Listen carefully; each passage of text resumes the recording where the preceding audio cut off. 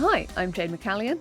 And I'm Adam Shepherd. And you're listening to the ITPro podcast, where this week we're asking, has the sun set on Silicon Valley? California has long been seen as the land of opportunity, and San Francisco is often the epicenter. From the gold rush of the late 19th century to the explosion of the tech scene in the 80s and 90s and the dawn of Web 2.0 in the 2000s, it's drawn in hundreds of thousands of people seeking to make their fortune. But is that era drawing to a close? Just this month, two tech heavyweights, Hewlett-Packard Enterprise, also known as HPE, and Oracle have announced they're upping sticks and moving their headquarters east to Texas. Fictional character made flesh Elon Musk has also followed suit, selling his Bel Air home and heading for the home of cowboys and longhorn cattle.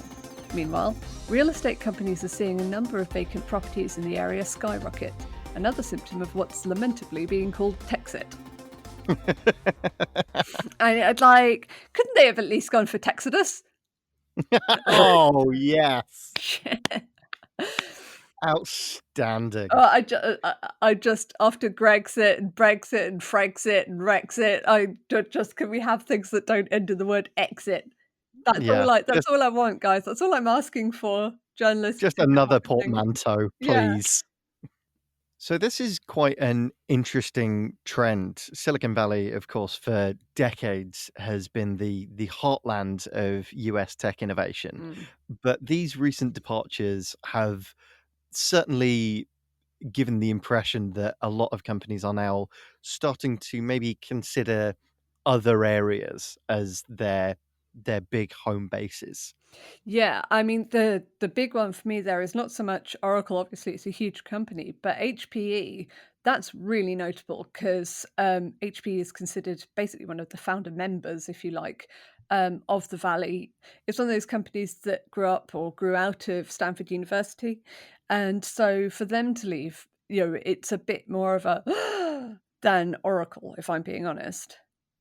Yeah, of course, William Hewlett and David Packard were some of the original kind of students who studied under Fred Terman at Stanford after his tenure with the US military, and were part of that original kind of tech entrepreneur boom in the 60s and 70s. Yeah. It is kind of almost worth remembering that while we all think of Silicon Valley as being really important from the kind of past couple of decades, actually, like you say, it's kind of the military was there first, and then sort of microcomputers, the silicon chip, all that kind of thing. The Silicon Valley term comes from 1971, I believe. So yeah, it's not a recent invention. You see it as a boom town. It kind of is, but tech has a long history in the area. Of course, HPE and Oracle are the most recent companies to flee San Francisco, but they're far from the only ones. There have been numerous smaller companies who have either avoided the valley altogether or who have relocated to somewhere else for a number of reasons after trying their luck in the valley for a while. And it should also be noted that there are numerous kind of less well-known perhaps tech hubs around the US, Austin, Texas being, of course, one of them. Dell has its home base there. Dell founder Big Mike has an Austin native and has been there for the duration. And Red Hat has its own home base in Raleigh, North Carolina.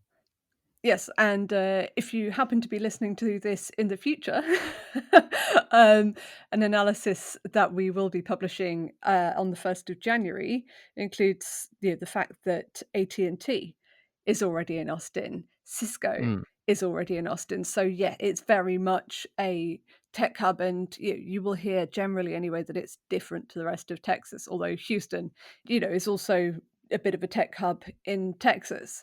So I mean, I think it's also worth noting that it's not on a whim that these companies have gone, right, that's it, we're off. Off we go. Both HPE and Oracle already have a base in Texas. So they're not kind of moving from something to nothing. So Yeah, these aren't greenfield sites. no.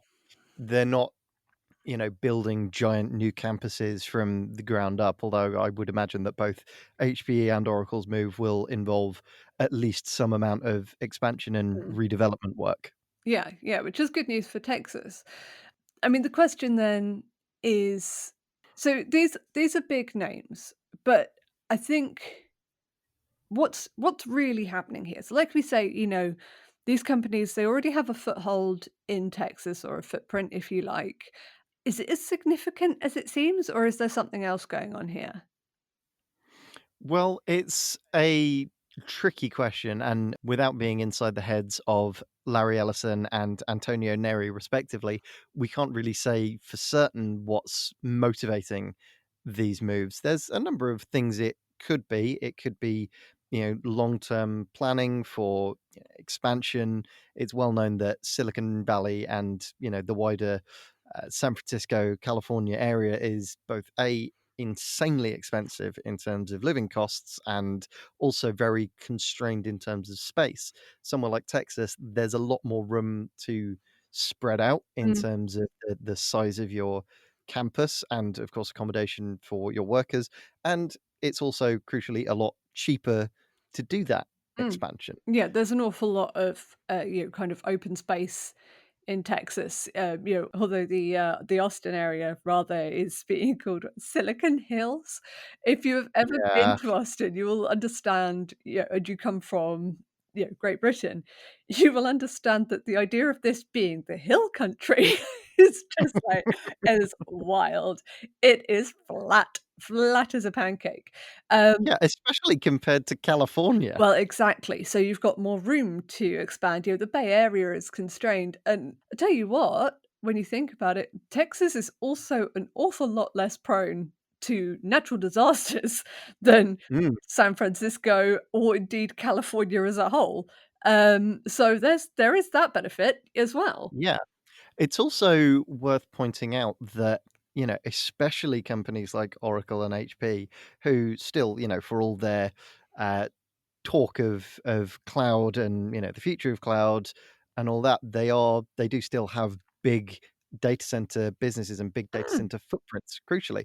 And if you're running, big data centers, you've got a lot more space to do that without racking up insane land charges if you're doing it somewhere like Texas. But also Texas is more central in terms of the continental United States, which that may be a benefit in terms of things like latency and ease of connection if you're looking to serve more customers across the US area rather than everything having to go out from the West Coast. indeed. And with the US trade war with China, perhaps being on the Pacific coast is rather less important than it once was, if actually your components are now coming from elsewhere.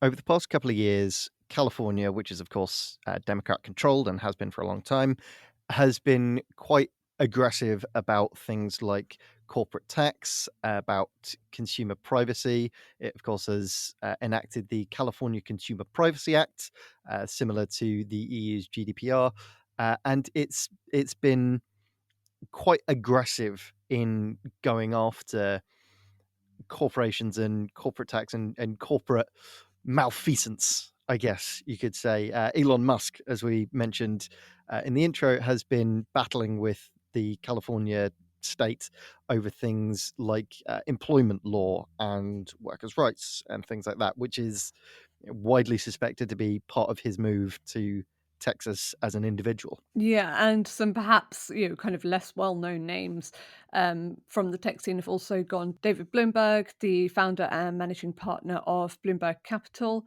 has headed for Miami rather than Texas. Mm, Yeah, Keith Rabois, former executive at PayPal and LinkedIn, he's also headed off for Miami, mm, as has Joe Oringer, who is the founder and executive chairman of Shutterstock, which is a well-known and well-used sort of purveyor of stock photos. So yeah, when it comes to individuals, the they don't want to give up the California sun mm. and coast and all that kind of thing. Going to head off to the Florida coast instead and go to Miami. So yeah, I think that there is yeah, corporation taxes and taxes on high net worth individuals. Is that how you'd put it? Or definitely those with like kind of high incomes who can, Mm. who and perhaps should be paying more tax. Welcome to the IT pro communist past. Eat the rich, I'll eat be the rich. I mean, yeah, I don't think it's particularly controversial idea that people should What, pay eating the rich? that people should pay taxes. But yes, Well, you say that. I mean, I think definitely for individuals, I think that tax will be a big element. Some of them are openly saying that's what it is. The governor of Texas and the mayors of Austin and Houston have welcomed the tech companies that are coming towards them, and indeed have mentioned how great it is that they have a low tax regime, to Mm. kind of draw in companies like this. So yeah, that's definitely it's got to be part of it. Yeah, I there's no mean, getting. I know that Axios have said that this is primarily a tax based move on the part of all these companies. yeah, tax is the biggest reason that this is happening, clearly. Yeah, Ireland is a great example of this. Ireland, much like Texas, has a very low corporate tax rate, which means it's very attractive for big tech organizations like Google, Facebook, Microsoft, who all put their European headquarters in Ireland, which is, primarily English speaking, still in the EU with all of the kind of data transfer and cross-border employment stuff that entails, while Freedom of still having movement is the word you're looking for. yes, thank you, while still having a very attractively low corporate tax rate.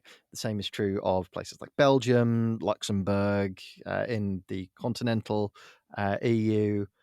So it's not remotely surprising that companies would opt to do effectively the same thing in the US. And it's particularly notable that the San Francisco offices and campuses of these companies aren't closing or even particularly downsizing.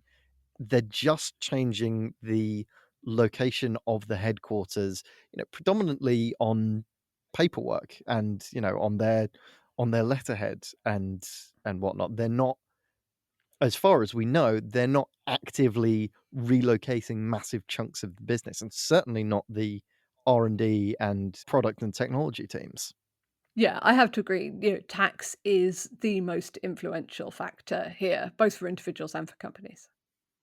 It's time for us to take a quick break, but when we come back, we'll be talking about the impact of COVID, remote working, and why the Silicon Valley as we know it isn't going anywhere anytime soon.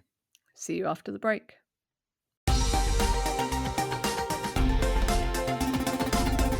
Welcome back.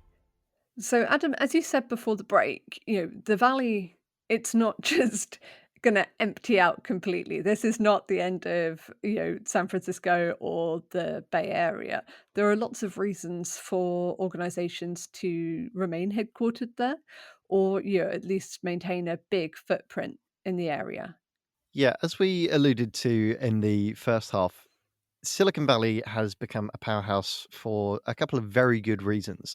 One of the main ones is its proximity to Stanford University, which provides it with a steady stream of graduates, technical graduates, particularly engineers, computer scientists, data scientists, all these kind of people that you need if you want to have a thriving technical startup ecosystem around you. And Stanford University certainly isn't going away anytime soon. Yeah, sure, sure. And there obviously are other universities in the US. You may have heard of this little place called Harvard, which has produced some significant people, not least Mark Zuckerberg. But there seems to be something special about Stanford, and like we've spoken about its history, with the military, with the development of computers, with IBM, with HP, all that kind of thing, and you can't ignore that, and it's not replicable elsewhere, not really, and certainly not now. I mean, we're talking about getting on for a century's worth of heritage, of Mm. that symbiosis between Stanford and the Bay Area tech business scene. Mm. Another key part of that ecosystem, of course, is the venture capital industry, Mhm. which has a huge, huge footprint in San Francisco. It's one of the reasons why startups who were founded outside California and outside the Valley come there to establish themselves because that's where the funding is. If you are, a young founder or a young startup team, going to the Valley and being in that kind of networking environment where there are VCs kind of everywhere and you can meet them at coffee shops or at parties and whatnot, and potentially get funding just on the strength of meeting the right person. That's hugely powerful. Sand Hill Road, that famous stretch of VC offices, that's not going anywhere, either. Yeah.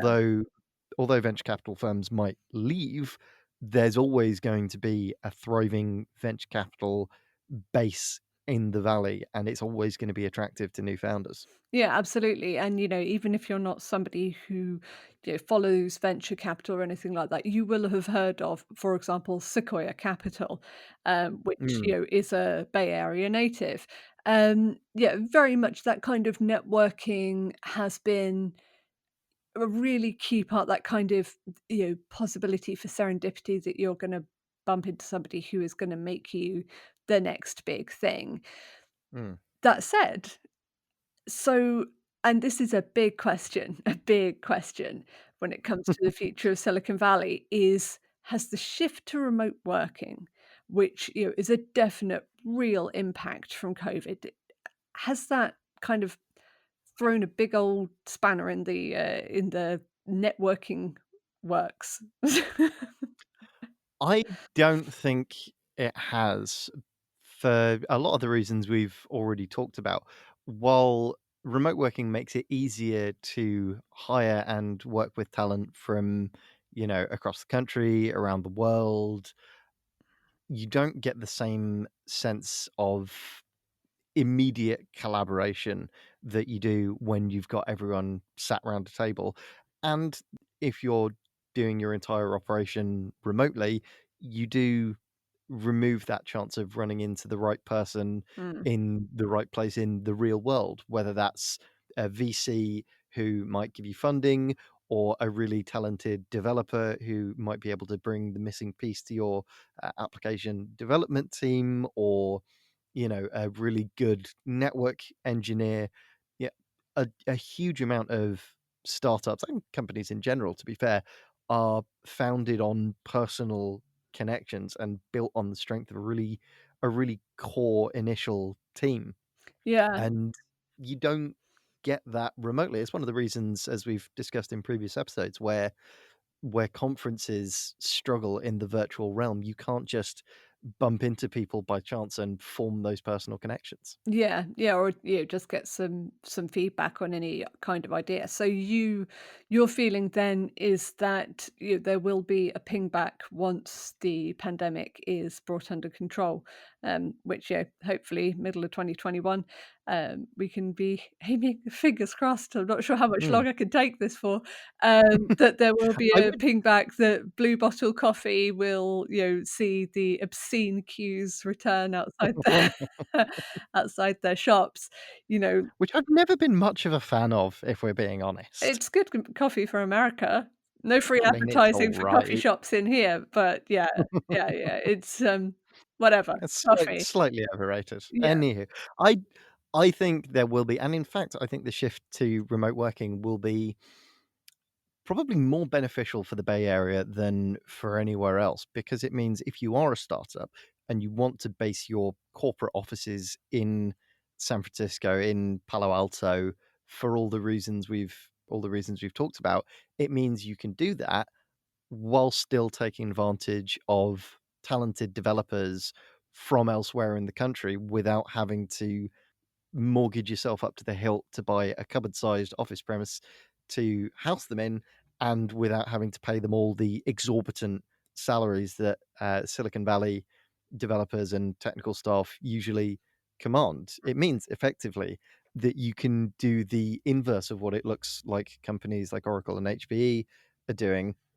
take advantage of the corporate benefits of being in the heart of Silicon Valley whilst not having to support a staff team and a headcount through the really quite challenging working environment Mm. of the valley. Yeah, although that's, something that's turned quite controversial, the idea that because people aren't working in Silicon Valley, you can pay them less. Well, their work isn't, kind of worthless. But that is perhaps a another topic for another podcast.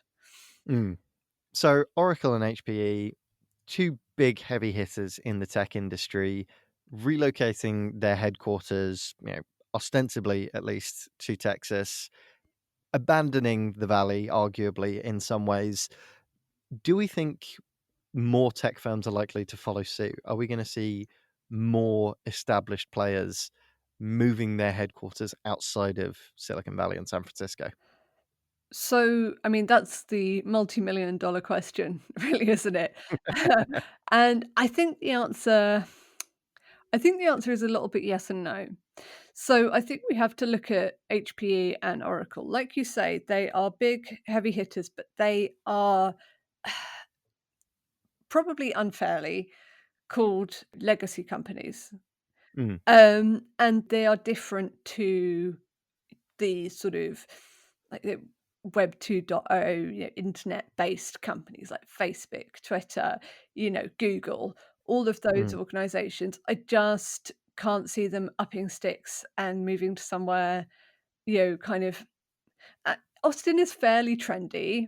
Many people would tell you that Austin is not Texas, or certainly not like the rest of Texas. mm, But California, it's sort of these liberal ideals, and it's still got that kind of trendy vibe.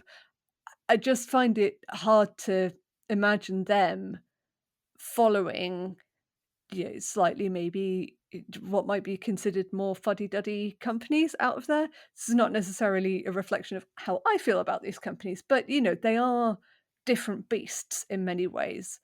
mm, What I think is kind of interesting to look at is Apple. So mm, Apple, like, kind of sits somewhere between the 2. It is younger than, Hewlett Packard and its various progeny, but it's kind of evolved itself into a very modern business. But more than anything, it owns its campus, and its mm. campus is huge, and the amount of money that it has sunk into that facility. It's Yeah. like what, 5 billion or Oh, it's something for it's that just giant donut? yeah, for they looked at GCHQ and went, "Yes, but bigger." Um, yeah, it's absolutely massive, and I just they're not gonna leave that behind. They're not gonna headquarter themselves elsewhere. That would just look like no, no. Um, Well, that I think is really the core of it mm, for me.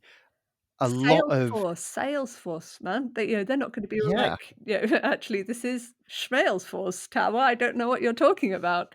Well, actually, having said that, Salesforce, I actually can imagine relocating out of the Bay Area. I think they're probably one of the more likely Silicon Valley companies to do it because organizations like Google, like Facebook, like Apple, they have a lot of their identities as, as organizations and corporations, but also the leadership teams Mm, have a lot of their identities invested in the idea of Silicon Valley and Silicon Valley as this center of innovation and this engine driving the tech economy forward. The whole starry-eyed startup in a garage, we're going to change the world kind of mindset is so deeply rooted in the Silicon Valley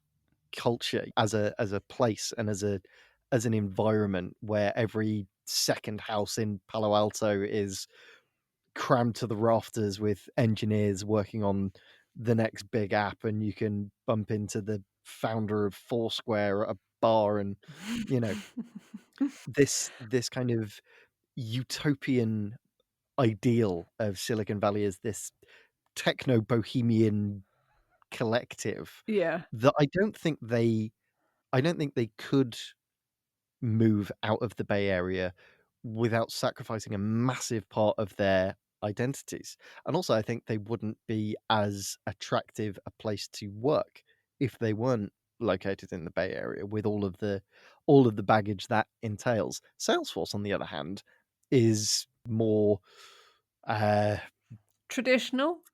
traditional, I guess. Yeah, is the tactful way of putting it. It's more objective than a lot of other Silicon Valley organizations. It's more practical. So I absolutely can see I can see Salesforce moving their headquarters out of the valley. I don't think Benioff would rush to that decision on a personal level because I think he does have some of that kind of Silicon Valley romanticism, Mm, but as an organization, I could see Salesforce doing it. Organizations like Facebook, Apple, Google, Netflix, not so much. yeah. And I think that, like you said, there's something kind of irreplicable about San Francisco and the Mm, Bay Area. If you've been there, you'll know one of the things that I really like about it myself when I have been there is I feel it's quite because it's quite an old city, it feels kind of quite European. It doesn't have as much of a grid system. It's got kind of nice stuff to look at and that kind of thing. And mm. if you move to and yeah, Austin's kind of fine, but it does have very much that kind of it's flat. There's nothing much to see and it's boring. Hey, that's not entirely fair. Sorry, We'll Austin. stick up for Nah, Austin yeah, here. Austin, yeah, it's nice enough, but on some levels, I prefer it to San Francisco, such as, my wallet prefers it to San Francisco. Well, that's definitely true. But I do kind of, like the vibe of the Bay or of San Francisco in particular, not necessarily the Bay Area, because Cupertino Mm. is just like big old square. Um, and it's similar to the idea of like, could everybody just up sticks and leave New York? Not really, because New York is New York. Mm. And I don't feel that that's probably replicable elsewhere. Sorry for non-New Yorkers. So, yeah, I think there is very much an element of that, and I guess if we think about Austin, clearly it has a pull, it's a nice enough place, but I don't think it doesn't really rival San Francisco, it's not gonna eat its lunch. No. What I would like is to see Austin becoming its own thing. So not a successor to Mm, Silicon Valley and not an imitation of Silicon Valley, but a tech and business hub in its own right that offers its own benefits and its own attractions. There are a lot of advantages for a company, for a startup moving to Texas, Houston, Austin, all of these kind of places. The land and the cheapness thereof and the rent and mm, all the stuff we've previously discussed, but it's now also got a pretty good tech ecosystem of its own, mhm, especially once HPE and Oracle complete their moves. Say what you like about Dell, Oracle, and HPE as, quote unquote legacy organizations, but there is a lot of technical engineering and innovation mhm. skill and competence there. Absolutely, and if you wanna look at some of the kind of more forward-thinking, or, kind of leading edge, type technologies, stuff like edge, stuff like, Mm, IoT, actually, it's them, not the Bay Area that is yep. leading in that area.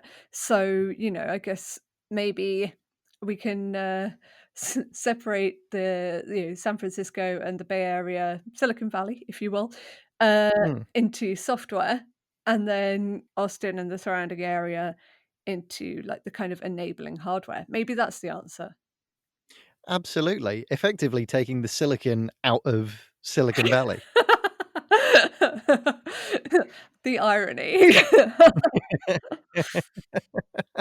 But yeah, I think that could be a very beneficial shift for all concerned if you take the design, the manufacturing, the fabrication, the hardware side of it, move all of that stuff out to Texas, have that be its own kind of hub, and all of the software and services running on top of it, Mm, keep that in the Bay Area. Effectively looking at the US and its tech industry in the same way as you would a tech stack. indeed. Who gets to be the firmware? That's, for another podcast another I time. don't know, Utah or something. Well, they do have a nice big data center. They do. Well, sadly, that's all we've got time for this week, but do tune in next Friday for our Christmas special. And in the interim, you can follow us on all the usual social media channels. Don't forget to subscribe via your podcast platform of choice to make sure that you never miss an episode, including those going out on the 25th of December and the 1st of January. See you next week. Bye.